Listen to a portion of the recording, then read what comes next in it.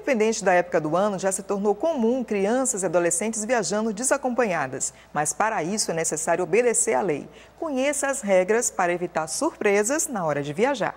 Em terminais rodoviários, ferroviários ou até mesmo aquaviários, é comum o trânsito de crianças e adolescentes. O Estatuto da Criança e do Adolescente regulamenta a viagem de pessoas desta faixa etária. O texto prevê que nenhuma criança poderá deixar a cidade onde reside desacompanhada dos pais ou sem autorização judicial. Em abril do ano passado, a Agência Nacional de Transportes Terrestres estabeleceu a forma de identificação dos passageiros dos serviços de transportes rodoviários e ferroviários. A resolução tornou obrigatória a apresentação de documento de identificação para menores de 12 anos, mesmo acompanhados pelos pais. Quando desacompanhados dos pais ou acompanhados por terceiros, é necessária a autorização judicial.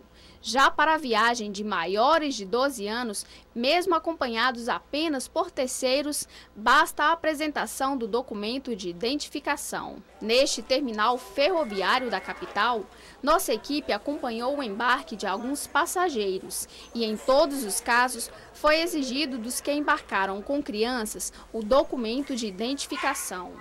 Pede o registro e a identidade minha, para confirmar. É o correto, né? Tem que pedir mesmo, porque às vezes tem gente que viaja com a criança e tem que ter o documento para comprovar que realmente é da gente.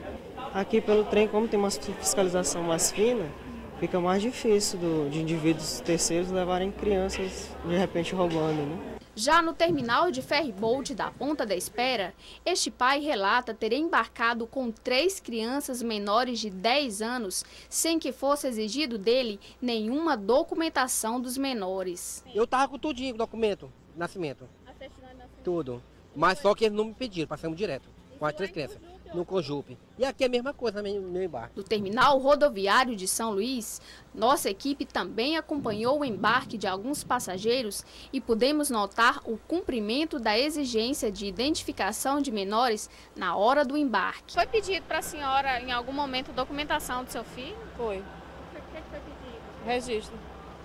Nascimento. Nilcilene, que é mãe de uma criança de 3 anos, considera a medida importante, mas avalia que a fiscalização em terminais rodoviários deveria ser mais rigorosa. Porque no guincho eles nem prestam muita atenção para ver se é realmente a mãe ou se é parente da criança ou se tem algum documento dizendo que a criança está autorizada a viajar com aquela pessoa. Em 2011, o Conselho Nacional de Justiça alterou alguns procedimentos para a autorização de viagens de crianças e adolescentes ao exterior. Nesses casos, é necessária a autorização de ambos os pais, com reconhecimento de firma em cartório. Bom, e para mais esclarecimentos sobre o assunto, o repórter Alberto Pantoja está com o coordenador do setor de proteção à criança e ao adolescente da Primeira Vara da Infância. Boa tarde, Pantoja.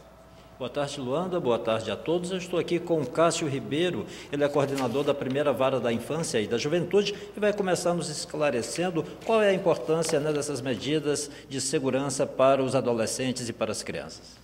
Bem, a coordenação da Primeira Vara da Infância e Juventude, ele visa atender às exigências contidas no Estatuto da Criança e do Adolescente, relativos à autorização de viagem, que nenhuma criança poderá sair da comarca que reside desacompanhada dos pais ou responsável legal, ou ainda sem autorização judicial. Então, o serviço essencial nesse quesito é verificar se está sendo cumprido todos esses requisitos contidos nessa lei que fora citada. É uma maneira de deliberar a questão de tráfico de crianças ou até mesmo da ação de pedófilos que às vezes ficam no interior do estado ou ficam, né, esperando uma oportunidade para, digamos, atacar esse setor da sociedade. Isso, perfeito. A gente verifica que, com o passar do tempo, o tráfico de crianças e adolescentes infelizmente não tem diminuído, ele tem se mantido de uma maneira constante. E isso é muito prejudicial, tanto aos quesitos, aos preceitos contidos no ECA, quanto à proteção da criança e do adolescente na sociedade. Então, essa ação da Primeira Vara da Infância e Juventude, por meio dos comissários de justiça, eles visam tentar proteger todos os direitos e garantias preconizados nessa lei. Ainda mais que com essa Com essa evolução da internet, né, dos meios de comunicação, isso tem se tornado uma maneira corriqueira de acontecer ainda na sociedade. No final do ano passado, a Polícia Federal mudou alguns procedimentos para a emissão de passaportes e para as viagens para o exterior. Quais foram essas mudanças? Olha, agora os pais que quiserem autorizar os seus filhos a viajarem, crianças e adolescentes, na ausência do outro, não precisam mais comparecer à primeira vara da infância e juventude solicitando suprimento de autorização judicial. Basta, para tanto, no momento da emissão do passaporte, eles averbarem, deixarem uma observação, tanto o pai quanto a mãe, de que a criança poderá viajar desacompanhada ou acompanhada de um dos genitores pelo prazo de até 2 anos, e com isso não é mais necessário adentrar com o processo judicial. Em eventos desportivos como os Gêmeos, por exemplo, os alunos, atletas que saem em excursão pelo país, é necessário também a autorização dos pais ou a direção do colégio se encarrega disso? Nesse caso, utilizando os preceitos contidos no Estatuto da Criança e do Adolescente, os menores de até 12 anos, eles necessariamente precisarão de autorização judicial, no caso, pode ser expedida pelo próprio comissário de justiça ou pelo juiz ou juíza que estiver respondendo pela vara da infância e juventude, e no caso dos adolescentes, eles precisarão de uma autorização responsabilizando os dirigentes daquela excursão sobre quaisquer eventos que ocorram no translado, né? E necessariamente precisam também, tanto criança e adolescente, de autorização para hospedagem, que nesse caso tem que ser emitido pelos pais ou responsável legal. Dr. Cássio Ribeiro, coordenador da Vara da Infância e Juventude, obrigado pelas suas informações. Voltamos agora ao estúdio.